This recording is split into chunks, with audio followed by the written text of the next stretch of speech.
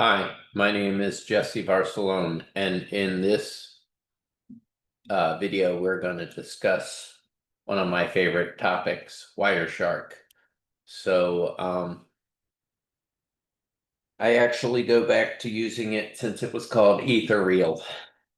So that's prior to 2006. So I go way back with this tool.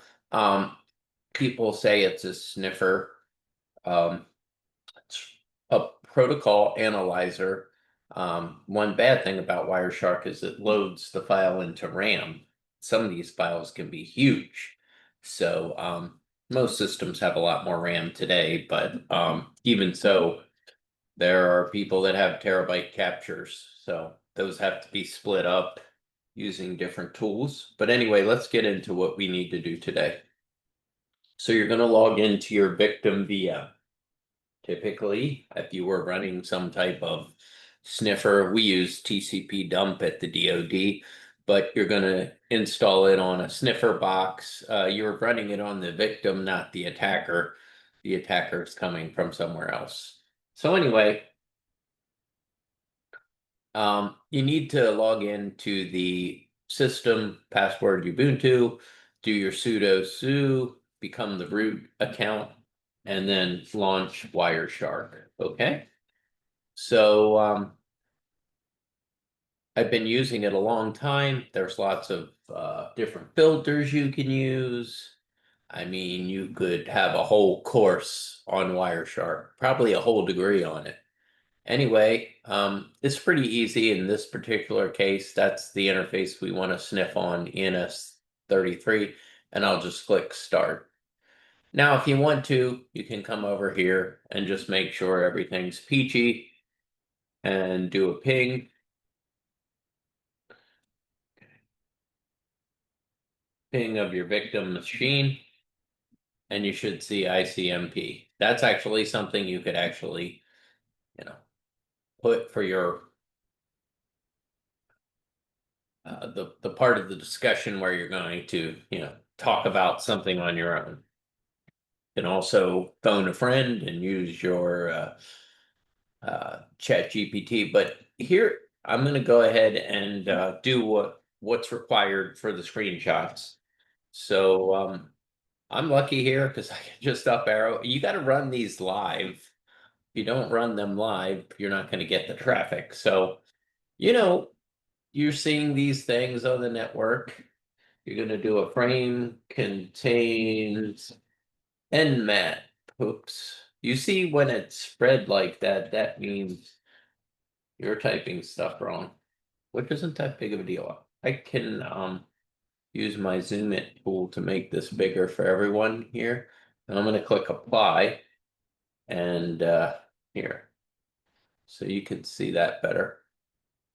And as you can see here, you'll see that.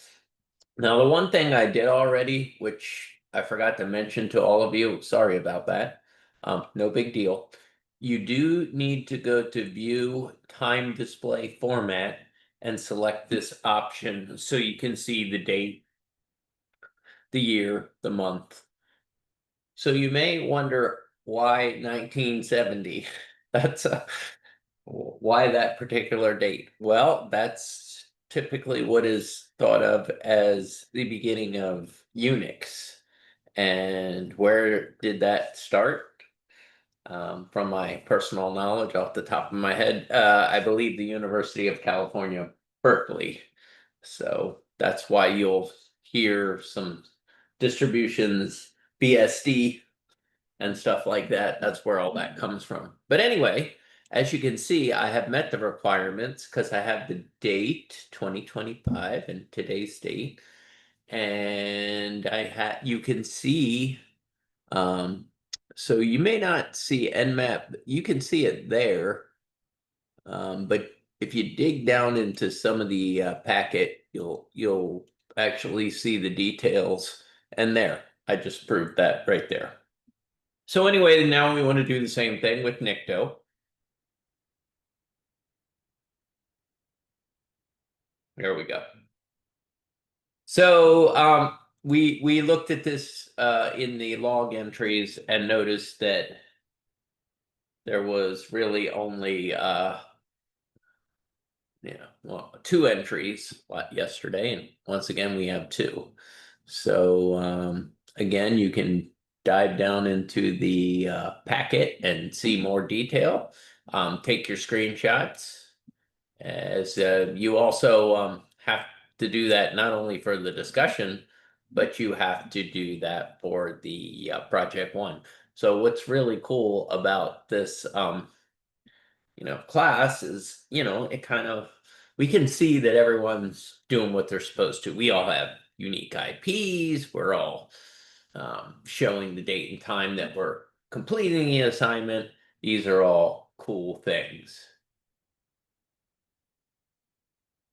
And for the last part of the discussion, you can go ahead and, um, you know, even take a look at like an AI tool for maybe some other additional filters that you might want to look at, and then talk about them. Don't pick anything that anyone else in the class has already picked. Okay, so that's the end of the discussion. Enjoy Wireshark, become very comfortable with it. It's a tool that I've used in um, the industry. It's a tool that I've used at Capture the Flags. It's a tool that I've used for troubleshooting network problems and fixing them. So it's very useful. Something everyone who's working in cybersecurity should be familiar with. And that's the end of this discussion.